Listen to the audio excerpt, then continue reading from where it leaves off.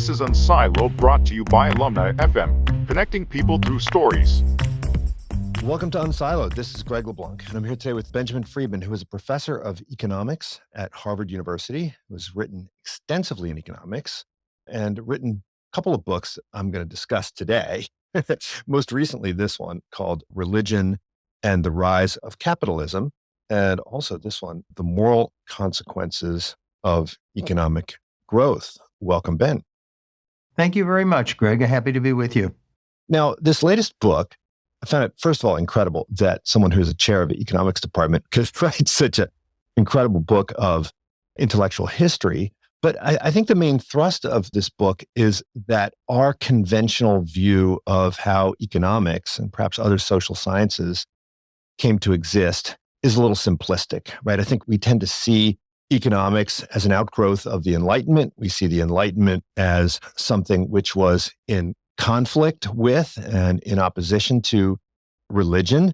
And yet you highlight how it was the religious ideas of the time that gave birth to this particular view of the world that we call economics, and that its positive aspects, like our understanding of human nature, and the normative aspects that are implied, sort of, how we should organize society, these have direct precedence in the kind of milieu that existed across Europe in general, but specifically in the sort of Scottish and later American environments in which kind of economics took root. So I guess maybe the first question is, why do we have this simplistic view, this sort of social science versus religion, when all you have to do is read the scientists of the time and see that they were profoundly religious people? And even some of the textbooks that you talk about in the 19th century, the dominant textbooks in economics, I mean, they are filled with religious references, religious explanations, and religious imagery. I think you're right, but the important thing to point out is that what you said is not true of Adam Smith and David Hume, to whom I would point as the two most central figures in this story. What you said, for example, is very true of Newton. Newton was very clear, not in the book, but in his correspondence, that he intended his great work, the Principia Mathematica, to be used, as he put it, to educate people about the divine, because by gaining a greater understanding of how the physical world worked, they were coming to understand the world that God had made. And Newton was very explicit about this, but it's not true of Smith and Hume. And you see the puzzlement from this perspective, and it's a hurdle that I had to get over in constructing the book. Neither Smith nor Hume was outwardly in any way a religiously committed individual. Just to take them in turn, Hume was an outspoken opponent of any form of organized religion. His great friend William Robertson, who was the head of the Church of Scotland, referred to him as a virtuous heathen. That was not taken to be a compliment in those days. Hume used to refer to Church of England bishops as retainers to superstition. That was his phrase. So nobody would have thought of Hume in the light in which you just described many of these scientists. And Smith was much more private about his personal religious commitments. I personally think that he was the kind of 18th century deist that we in America would associate with, for example, Benjamin Franklin or Thomas Jefferson. But there's really nothing in his writings to indicate a sense of religious commitment. We do know that as a condition for taking up his professorship at the University of Glasgow, he had to show up at the town consistory and swear to the Westminster Confession, but that could have meant all sorts of things. We also know that in the same appearance, he requested an exemption from the requirement to start each lecture with a prayer. So he asked to be exempted from that. Incidentally, the consistory said no. He had to start each lecture with a prayer, and according to the record, they were pretty short ones. And remember, these people were international celebrities in their own time. And so we know a lot about them biographically. And Smith and Hume just don't fit with the description that you gave, which is right for Newton and right for Priestley and right for many of these other people. And because Smith and Hume, Smith especially, are rightly regarded, as I argue in the book, as the central figures in the creation of modern economics, I think this gives rise to taking over this view, which you articulated very well. Economics is a product of the Enlightenment, fine.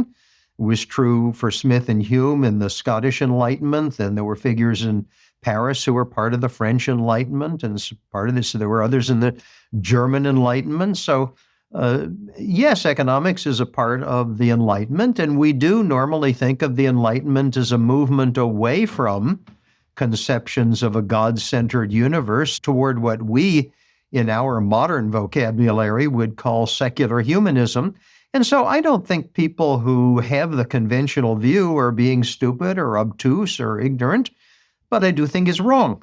And that's what the book was about, was showing that the conventional view, which excludes any role for religious thinking in the origins of modern Western economics, is seriously incomplete. Well, when you're doing intellectual history, I mean, it's kind of difficult to establish causation, right? I mean, it's hard to say this person said this, and therefore, this person would never have been able to say this if this hadn't been preceded by this other stuff. So it's hard to kind of do intellectual history in this linear way. But I think what you're trying to do is describe the soil in which these shoots took root, right? I mean, you quote people like Samuelson and Schumpeter, both of whom argued that if you want to understand a theory, you have to kind of understand the pre-theory, right? You have to understand the environment in which it arose. And so, I mean, how can we establish causation, when we do this kind of history? Well, you said two things, both of which are right, and let me comment on them separately. First, I think it's very difficult to establish causation. Sometimes you can. For example, there is this statement by Darwin in his autobiography in which he says that the idea for the natural selection model came to him while reading Malthus. Well, there it is, smoking gun. Hooray for people who work on Darwin. I haven't found anything like that for Smith, so forget it. And at one level, that's why my book is 500 pages instead of 15. If it were straightforward and linearly causal, as you put it, this would have been a short journal article instead of a pretty heavy book. But what I try to do is flesh out the circumstances surrounding Smith and Hume and their contemporaries, in which religious thought was a very important part of what you call the soil. And I'd be happy to talk about that further. But for now, let me just say that the central concept that I use is one that I took from Einstein. Some years after he got the Nobel Prize, Einstein was asked to comment on the way in which scientists think, and he broadened the question. He said, let's not just talk about scientists, let's talk about painters, philosophers, literary people. And his view was that the world in which we live is so complex that we can never make real progress by trying to analyze the world directly. It's just too hard. And therefore, what Einstein wrote was that everybody who tries to analyze the world forms for himself or herself what Einstein called, well, in the original German, it's Bild der Welt, which you could translate as a picture of the world, an image of the world. In Einstein's works as translated into English, it's usually called a worldview. So you carry around your worldview, I carry around my worldview. Adam Smith had a worldview, David Hume had a worldview. And Einstein was very articulate on the idea that, again, because the world itself is so complex, what people actually end up analyzing is not the world, but their worldview.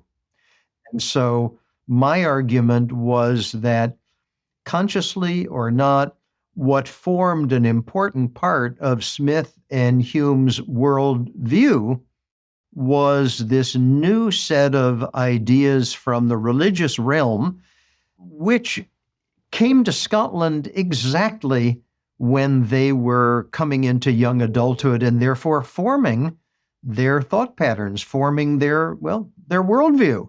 You know, we don't pay too much attention to ideas that aren't contested. So if you ask me, Ben, are you aware that our atmosphere is mostly nitrogen? I'm likely to say, yeah, Greg, I understand that. I know that. And then you say, how does that affect your worldview? And my answer is, well, I haven't thought about that in a long time. I don't know. Doesn't affect my worldview at all. But if I'm constantly exposed to things that people are arguing about and debating, then it's going to affect my worldview. And as I explain in some detail in the book, this new set of thinking in the English-speaking Protestant world in which Smith and Hume lived was a kind of rolling phenomenon. It came to England first in the latter half of the 17th century, and then it came to Scotland in the early to mid decades of the 18th century, to repeat exactly when Smith was coming to young adulthood. And then it came to the United States in the latter part of the 18th century. And I know you're a political science person. I'm an economist, but political science people have made a great deal of the fact that this came to the United States exactly when our republic was formed. Well, that's an interesting story. It doesn't happen to be my story, but my story is about what happened when it came to Scotland, right at the period when Smith was becoming a young adult. Well, you described this milieu of Scotland at the time, and I don't think if you were going to place bets on where, a good new school of philosophy was going to come from, you would have picked Scotland. I mean, had just gone through a pretty devastating famine, right? It had just sort of abolished a lot of its political institutions, but the milieu seems pretty exciting. I mean, these people seem to be more social than my colleagues here at Berkeley when it comes to, dinner parties and the like. So, what was it about Scotland that was it purely accidental that Scotland became this hub of fervent, innovative, social scientific thought? What I would point to is two factors.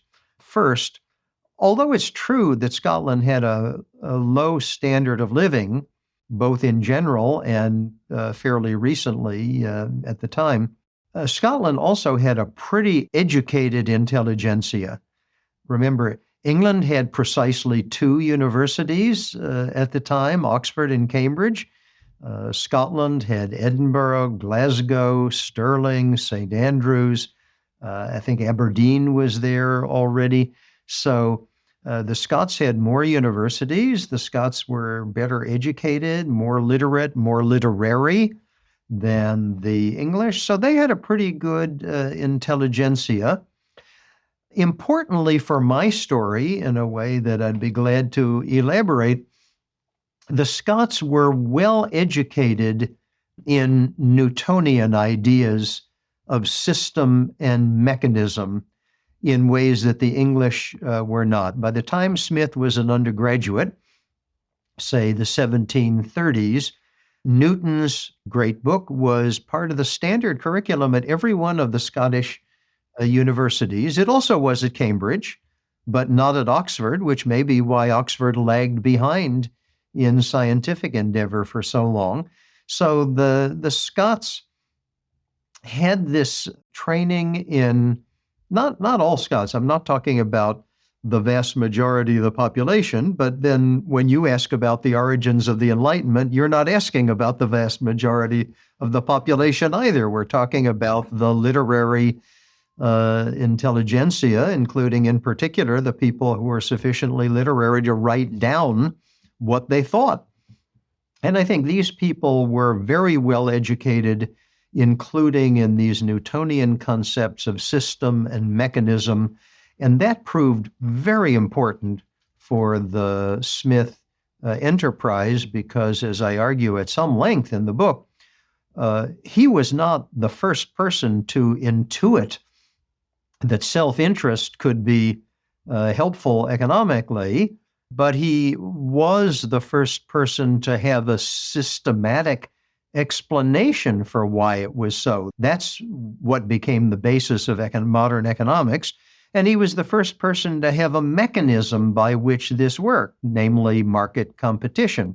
So I think the inspiration from Newton cannot be overlooked here. Well, let's look at some of these other strands that ultimately met in Adam Smith.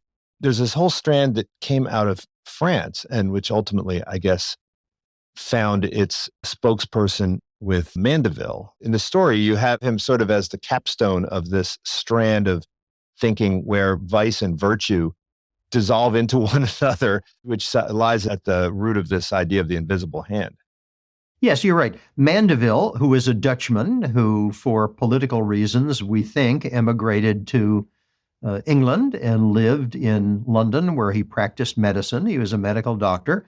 Mandeville, in his great work called The Fable of the Bees, absolutely had it right. He understood that people acting on their own self-interest would or could thereby make other people better off. The book is called The Fable of the Bees, and the subtitle is Private Vice, Public Benefits. And by vice, he means acting on your own self-interest. He doesn't mean beating your wife. He doesn't mean gambling. He doesn't mean all sorts of other nefarious stuff. He simply means by vice, acting on your own self-interest in the economic realm. And it's this lovely parable in which the bees all act on their own self-interest, and therefore the hive is the metaphorical society, is a pretty thriving, prosperous place. And one day the poor bees get the idea that they should be virtuous instead of vicious. And to repeat, in this context, what being virtuous means is not acting on their self-interest in the economic sphere. And as a result, the hive collapses. Nobody has a job. There's nothing to eat, nothing to wear. The economy collapses and all the bees fly away in the end. So that's Mandeville. So at one level, yes, Mandeville, and we're talking about 1705, incidentally, so that's pretty early. Smith's Wealth of Nations was not until 1776. But Mandeville absolutely had this idea that we call the first fundamental welfare theorem in modern economics, that people, without intending to make anybody else better off, merely by acting under their own self-interest, can, and under the right circumstances, will end up making not just themselves, but others better off. Now, Mandeville had it. So why is it that people like me don't think of Bernard Mandeville as the founder of modern economics? Because I don't. I think of it as Smith.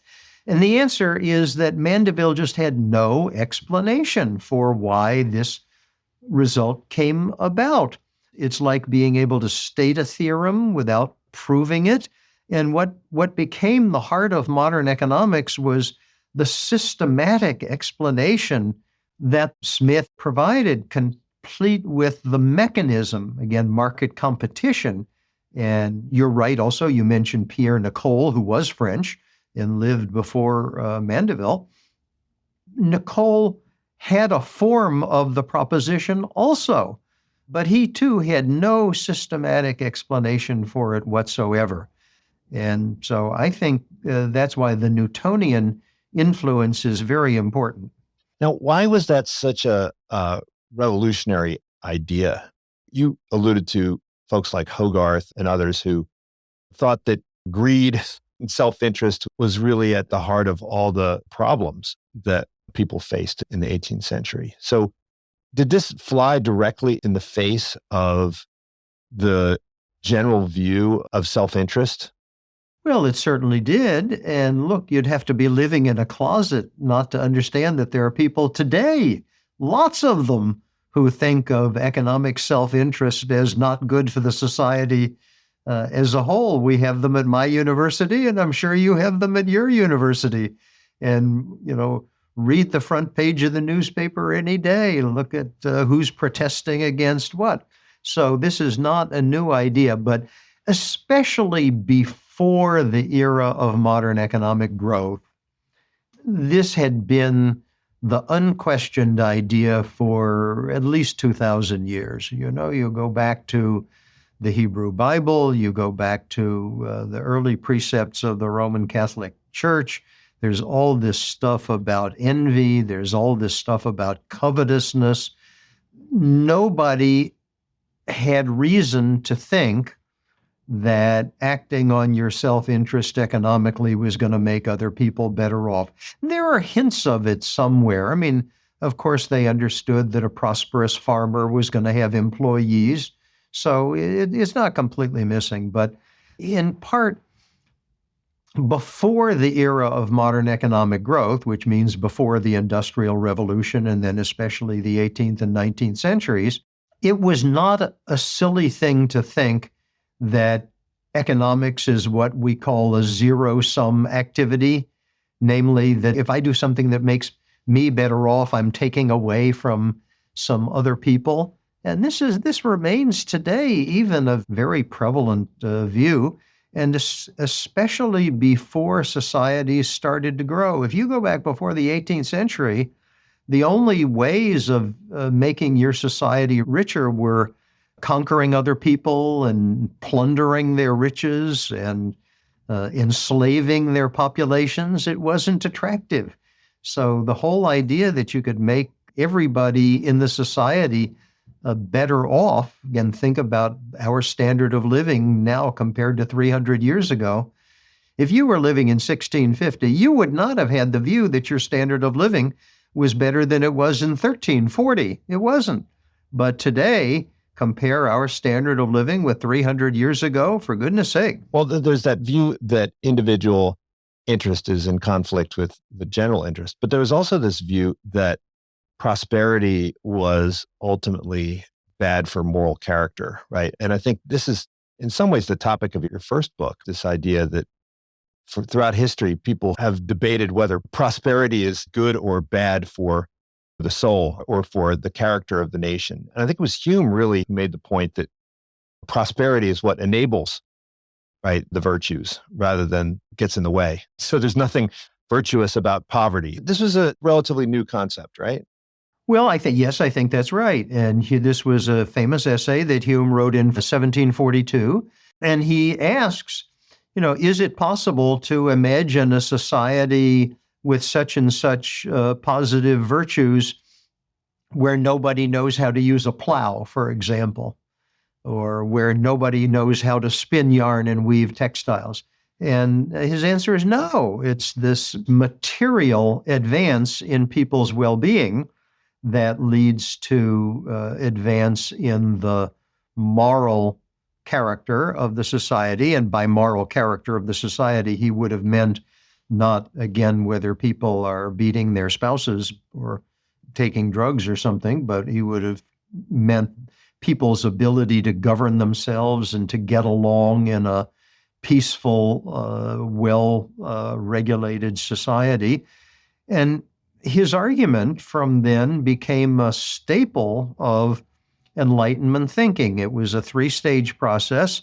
There was advance in knowledge, what he called scientific advance. Again, learning how to use the plow, learning how to plant this, plant that, learning how to spin the yarn, weave the textiles. So there's advance in knowledge leading to advance in economic material well-being. And then the next step is that advance in material well-being leads to an advance in moral character, meaning peaceability, sociability, governance, well-regulated society, and the like. And that became an absolute mainstay of Enlightenment thinking. And you're correct that was the subject of my previous book on what I call the moral consequences of economic growth. Exactly so. And that comes from other Enlightenment figures. So I suppose without really intending to, I've written two books about the Enlightenment, even though I never set out to do that. Well, I think if you ask most people what the relationship is between religion and capitalism, they'll point to Max Weber. And, I think most people would understand him to be saying that it was Protestantism which enabled the emergence of capitalism and economic thinking. But I think you dig a little deeper and point out that even within the kind of Protestantism that we saw in England, there's this huge divide between what we might think of as the stricter Calvinist view, which involves predestination, and this Arminianism. And you point to Arminianism as really the origin of this way of thinking. Did Max Weber fail to understand the complexity of these different strands within Protestant thinking in the 18th century?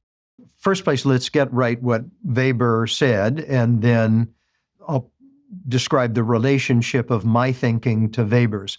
What Weber emphasized was the Calvinist belief in predestination, which for your listeners who are not up on such matters means the belief that whether any individual is saved or alternatively is condemned to an eternity of punishment after death is a matter that's determined not by anything the individual does or thinks or decides in his or her life, but rather is a matter determined not only before the individual was born, but before the world as a whole was created. Yeah, I could never understand, maybe it's because of my Catholic upbringing with an emphasis on works, but I could never understand how that would motivate people to be virtuous. Right. Well, lots of people thought it didn't.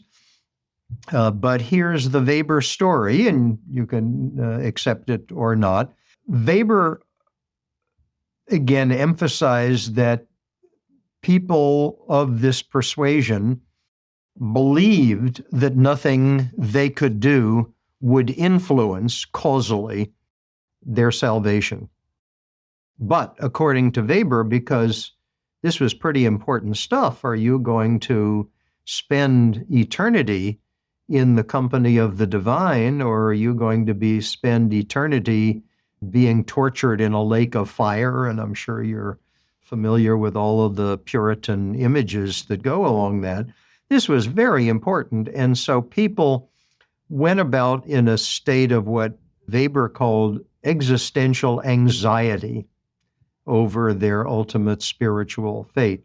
Now, although they knew that nothing they did could be causal, they interpreted their outward behavior as a kind of outward sign that they were either saved or not. So it's magical thinking, right? If I look like I'm saved, that must mean I'm saved, right? Yes, that's right. It's like some student wants to know whether he did well in your class, and the exam is over, and there's nothing he can do at this point to influence it.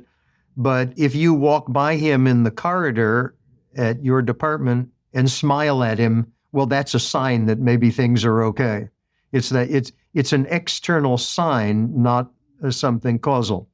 So people tried to mold their behavior in ways that would give them the reassurance of these external signs. Things like thrift, if you saved your money instead of spending it, sober behavior, think about our image of the Puritans, economic enterprise, if you started a business and it succeeded, this suggested that the divine was on your side, you were part of the elect, and so forth. Mind, I'm not trying to sell this to you or to any of your listeners. We are talking about a belief structure in which I do not personally participate. So the last thing I want to do is hold myself out as a Calvinist preacher, but this is what Weber correctly thought lots of people in the 17th century believed. And in Weber's great book called The Protestant Ethic and the Spirit of Capitalism, he goes on about all of these Puritans wandering around Massachusetts and early New England, laboring under the burden of this existential anxiety and therefore being driven to kinds of behavior that were conducive to capitalist success. Now, what do I think? Not about whether Calvin's right or wrong. Who cares what Ben Friedman thinks about whether Calvin's right or wrong? But what do I think about the consequences of the move away from this belief in the mid-18th century in Scotland and earlier in England, later in America? I think the movement toward the idea that anybody is potentially eligible for salvation and that each individual's salvation does depend on acts and decisions that that individual makes, I think opens up a whole new, not only more positive view of the human character in ways I go into, but also a much more expansive view of the possibilities for human agency.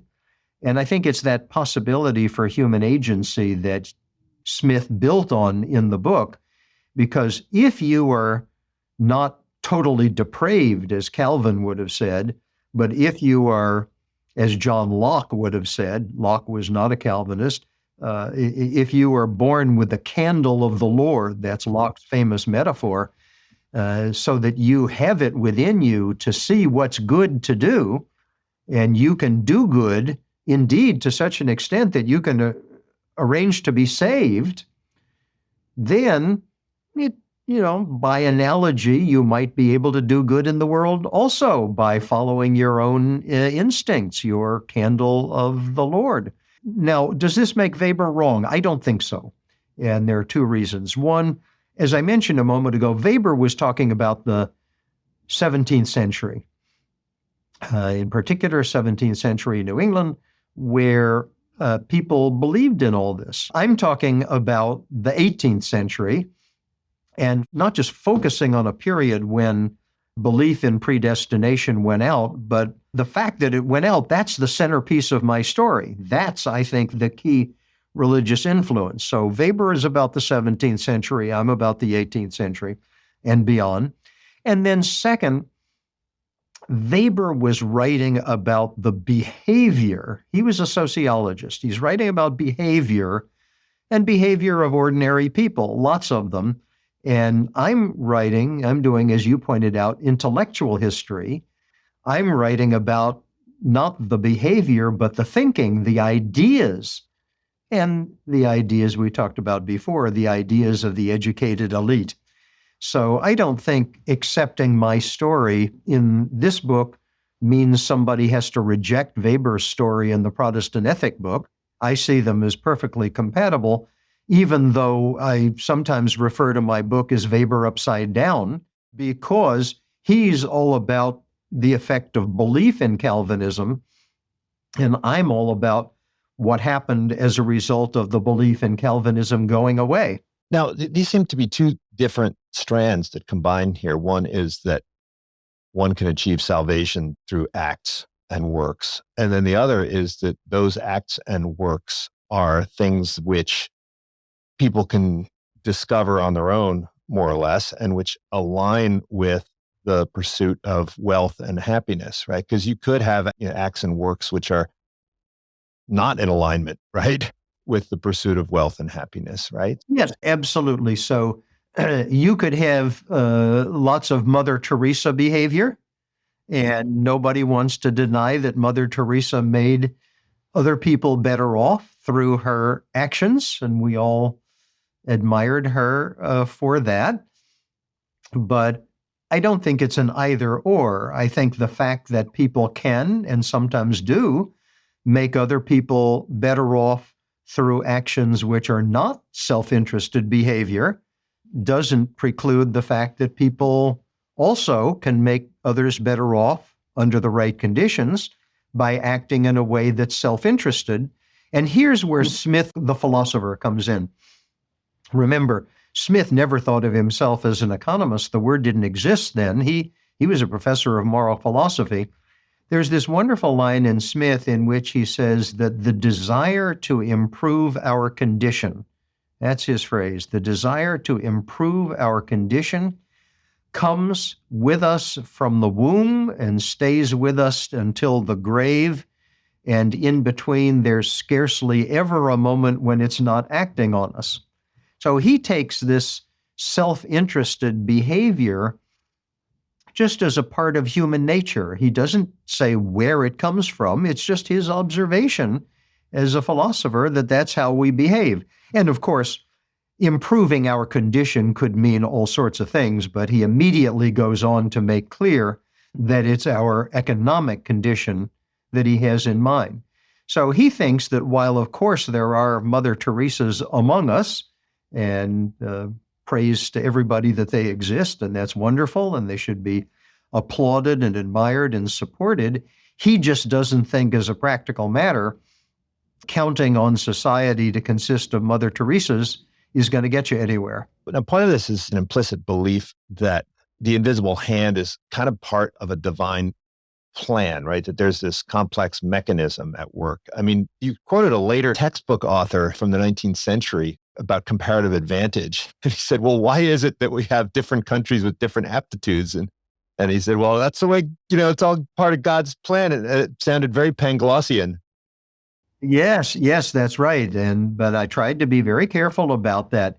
In America in the 19th century, unlike Smith, who was not outwardly a religious character, the people who wrote the economic textbooks and taught the economics courses in America in the 19th century, especially the early 19th century, were very much religiously committed individuals. The best-selling textbook was written by Francis Wayland, the president of Brown University, as you would expect, because it was Brown. He was a Baptist, and he was a Baptist clergyman. The first person to teach an economics course in the United States was a man named John McVicker. He was at Columbia, and as you would expect, because it was Columbia, he was an Episcopalian, but he was more than just an Episcopalian. He was a priest.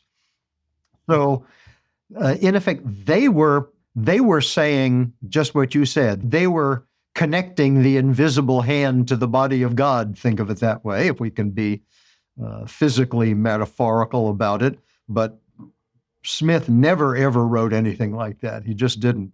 The invisible hand was just a metaphor for the way the market worked. Now, I have to ask, when you went to the Baker Library and checked out Dan Raymond's textbook and McVicker's textbook and Wayland's textbook, did you see when were they checked out last before you? I mean, it's amazing how these books can sell millions of copies and then just completely disappear, right, off the radar. I'm a former historian, and there's a huge survivorship bias, right? Where everyone reads Hume, everyone reads Smith. But these textbooks with millions of copies from the 19th century, nobody ever reads. I think today's textbooks, Samuelson's textbook will fade off into the sunset, and textbooks that all of our undergrads are reading, they'll probably disappear from memory in a few decades. What was it like to go back and read these textbooks and put yourself in the shoes of the professors in those days? I really enjoyed it. It was just a fascinating process to see what they knew, what they didn't know. I was talking before about the best-selling textbook before the Civil War. That means it was before the marginalist revolution in economics. So if I say something about there's a diminishing return to pursuing something, they would have had no idea what that meant. If I said something about the marginal utility of buying an extra whatever, they would have had no notion of what that meant. It's really fascinating to see what they wrote.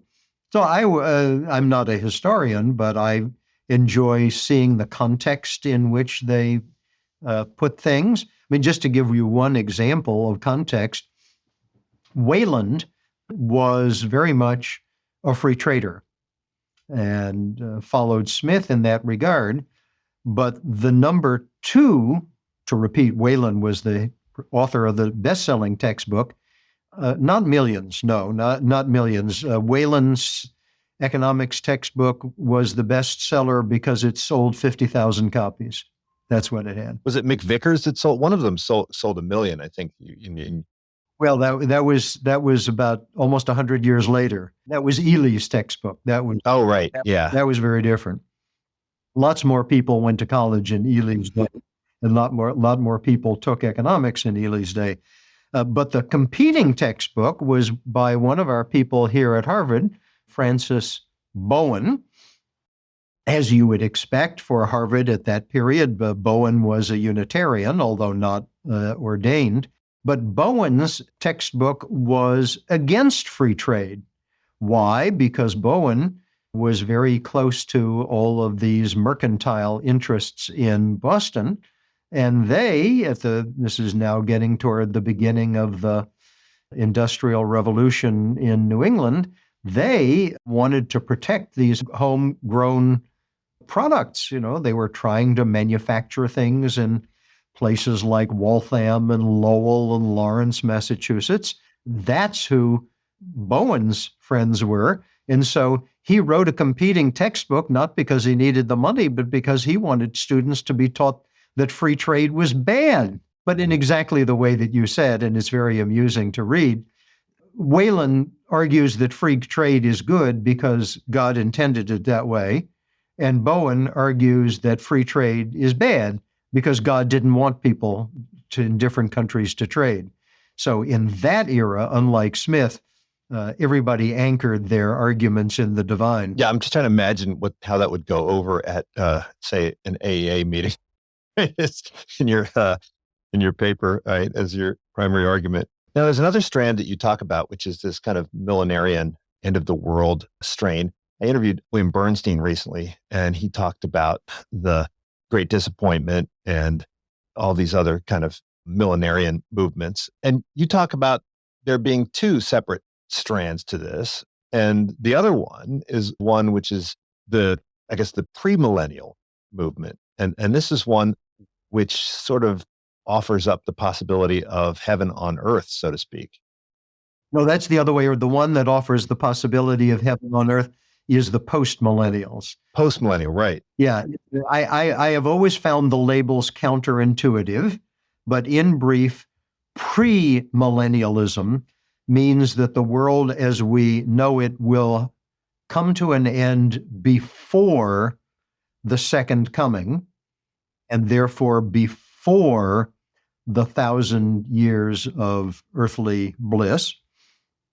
And often premillennials who take these things literally, as many fundamentalists do, incidentally, premillennials are very skeptical of the ability to improve the world.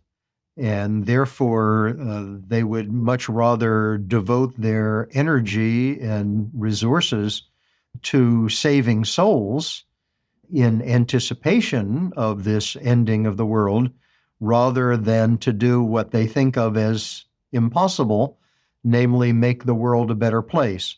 Now, I immediately have to qualify that because in ways that are very hard to understand, some of these premillennial groups have nonetheless been very important in certain kinds of reform movements, like the temperance movement, like the slavery abolition movement.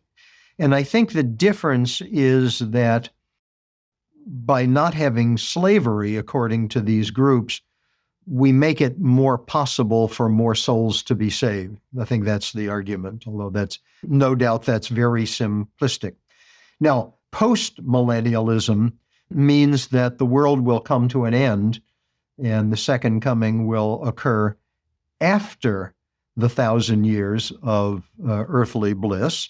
And therefore, it not only is possible, it is inevitable that the world will become better while humans such as us are still here. And moreover, not only is it inevitable that it will become a better world will become a better place, it's a religious duty to try to improve the world. Why? Because the more you improve the world, the sooner this millennium arrives, and the sooner the millennium arrives, the sooner the second coming occurs.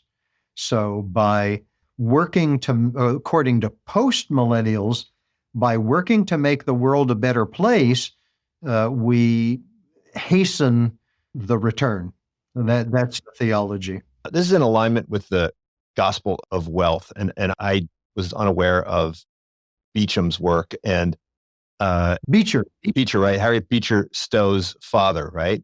And, we see the gospel of wealth everywhere today, right? On TV, on the radio. And I think it's spreading throughout the world, right? It's spreading throughout Africa and Latin America. But I hadn't realized the depth of its roots in America in the 19th century and how it kind of gave rise to this battle between the gospel of wealth and the social gospel. I was wondering if you could talk a bit about that. And I didn't realize, and this was probably the most eye-opening part of the book, was the extent to which the modern economics profession grew out of the social gospel. And I didn't know that John Bates Clark and Richard Ely were part of this religious movement. Oh, yeah, very much so. Well, first, what were the two competing gospels? In the latter half of the 19th century, a bunch of mainstream Protestant clergymen, including Henry Ward Beecher, who incidentally, he was the brother of Harriet Beecher Stowe. The father was Lyman Beecher, who was before this time. I write in the book about Lyman Beecher also, but it's the younger Beecher. But these people had a view that we would associate today with laissez-faire economics, I suppose, the idea that striving to improve oneself economically will lead to widespread wealth for the society as a whole. The sort of thing we might think of as trickle-down economics phrase from years ago. And the reason the competing gospel turned up is that by the time we got to the end of the 19th century, this was just plainly not working out.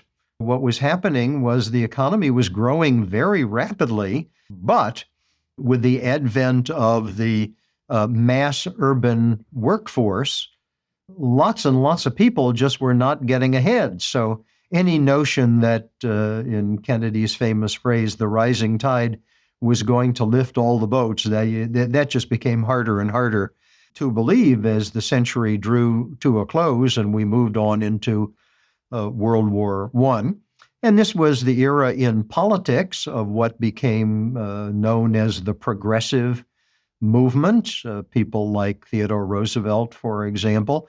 But at the same time, in economics, the economists were concerned with why this wasn't working out, and especially what you could do about it. And this was the period when economics became a kind of ameliorative endeavor. Economics moved beyond merely trying to describe and understand the forces at work in the economy to addressing the question of what can we do about all of that. And some of these Protestant clergymen, people like Washington Gladden in Ohio and Walter Rauschenbusch in New York, were very much economic reformers. They wanted to improve the world, but they were not about, slavery was gone, and they were not about temperance. They were about what we would call a social safety net. They were, if you wanted to use a different phrase, the modern welfare state. That's what they were trying to create. And these economists like Ely and Clark, and I just took them as two exemplars, could have had a lot more, but then the book would have been twice as long. Many of these economists were closely aligned at this period with the social gospel movement. There were a few exceptions who were aligned with the gospel of wealth movement, but very few. I give a couple of examples, and I don't emphasize them because what you said is correct. What evolved into the modern economics profession was the group that was aligned with the social gospel movement. So, for example, Washington Gladden, the preacher from Ohio, was not only a close friend of Richard Ely, the main founder of the American Economic Association, but Gladden, the preacher, was present at the meeting that Ely convened to talk about forming this association. So there were clergymen right there.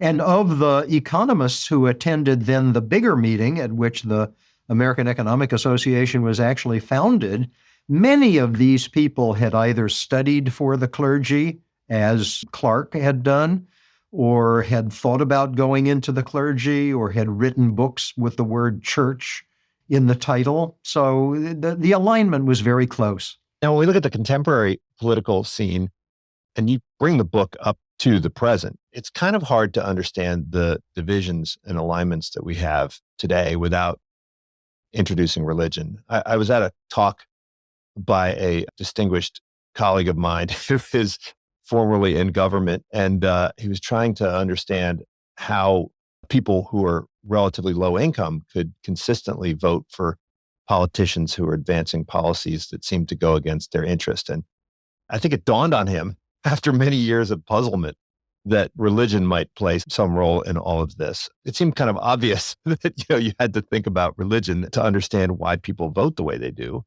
But when we look at, for instance, who voted for Trump, who is not in any way a religious person, there was a lot of support among religious conservatives.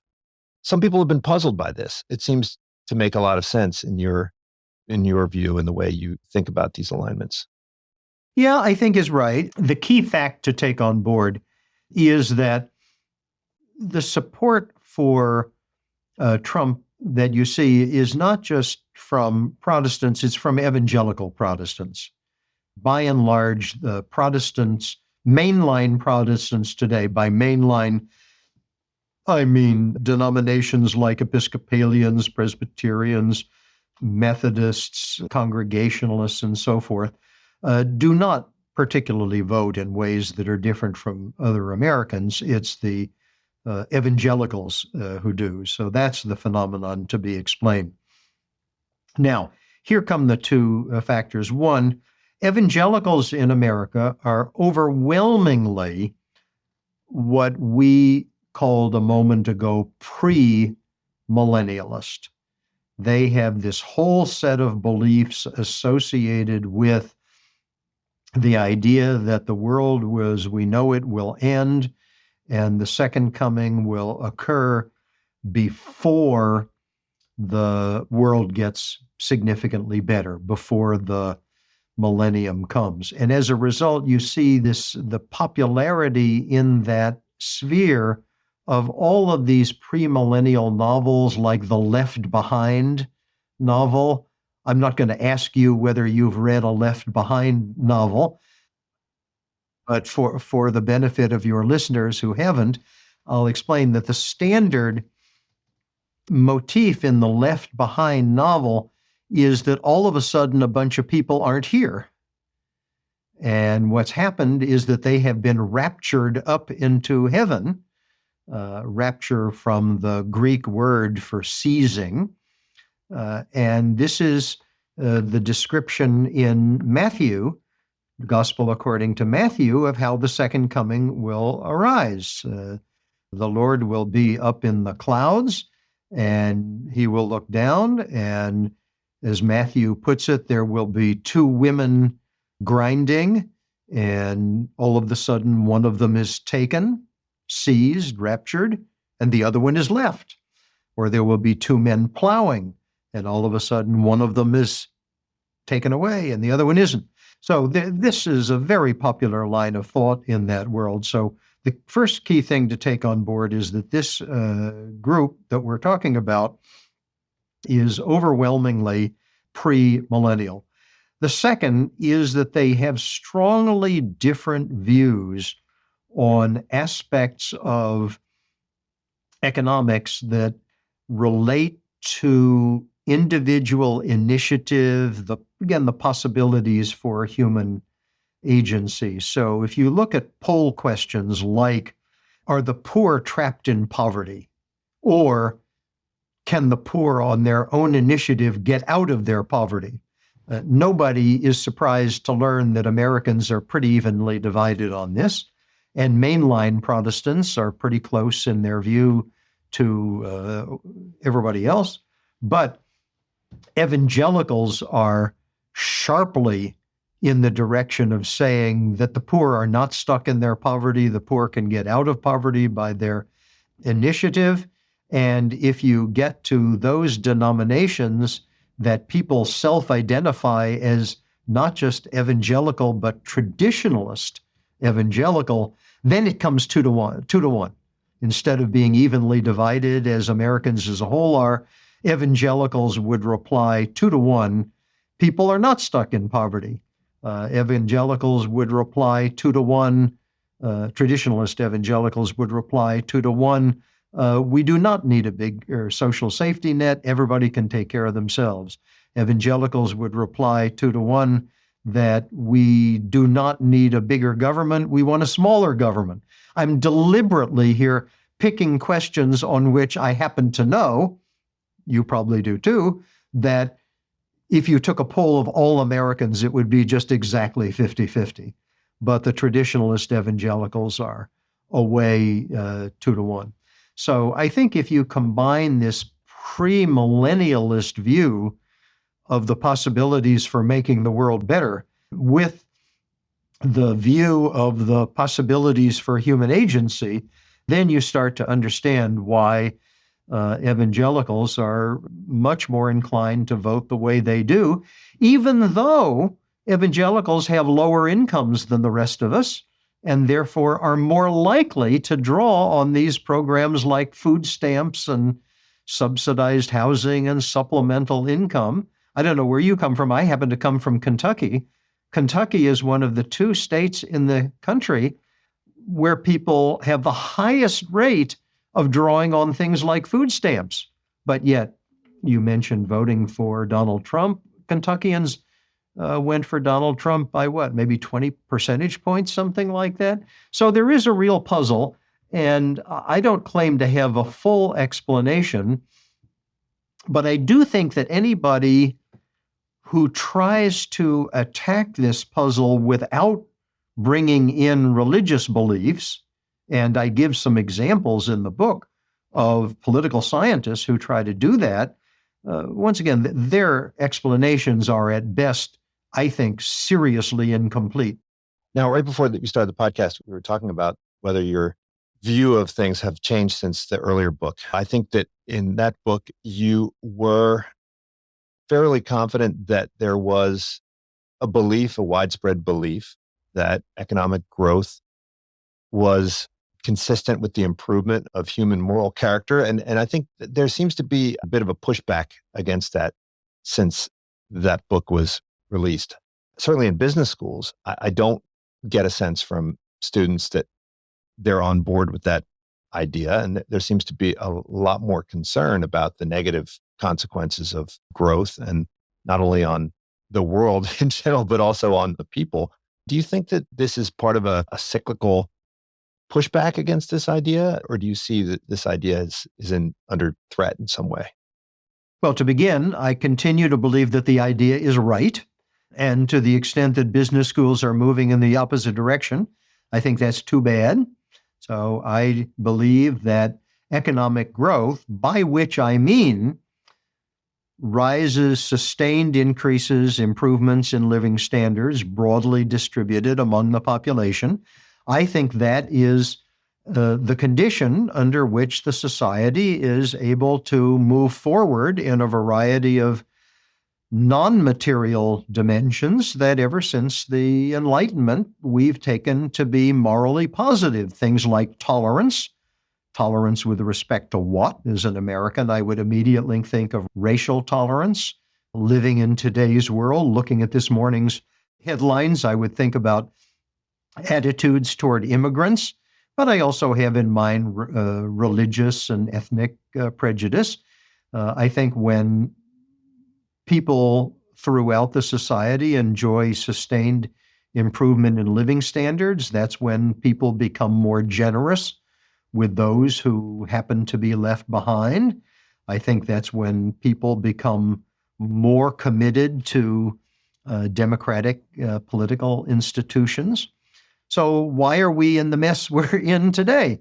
And here's where my optimism of 2005, I think, has been badly disappointed.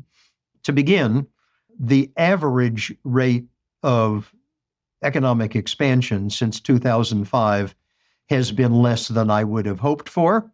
And some of that had to do with the great financial crisis of 2007, 8, 9, but it's been other things as well. It's also been the pandemic. Second, and I think even more important, in a way that I did not anticipate when I wrote that book, the growth that we have had has been overwhelmingly concentrated among people who are already at the very top of the income distribution, so that the vast majority of Americans today have a standard of living that's not particularly different from what it was when I wrote that book and it was published in 2005. Well, we're now in 2023. So that's 18 years of stagnation in the living standard of the, bulk of Americans. Well, that gets up, 18 years gets up there to rank with the major episodes of stagnation that I wrote about in that book. So I think the fact that there's a lot of ungenerosity in our society, the fact that we have renewed racial tensions, the fact that there's a lot of antipathy toward immigrants, the fact that large numbers of people in our country are not particularly committed to the fundamentals of American democracy that we've had for a very long time. To me, all these are not just pathologies, they are the predictable pathologies. They are the symptoms that emerge whenever we go through a lengthy period, like 18 years, in which the broad bulk of the society doesn't have any improvement in its living standard. Well, Ben, thank you so much for joining me. The latest book is called Religion and the Rise of Capitalism. But don't forget, moral consequences of economic growth.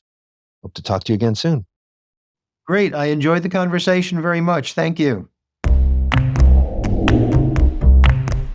This is unSILOed, brought to you by Alumni FM, connecting people through stories.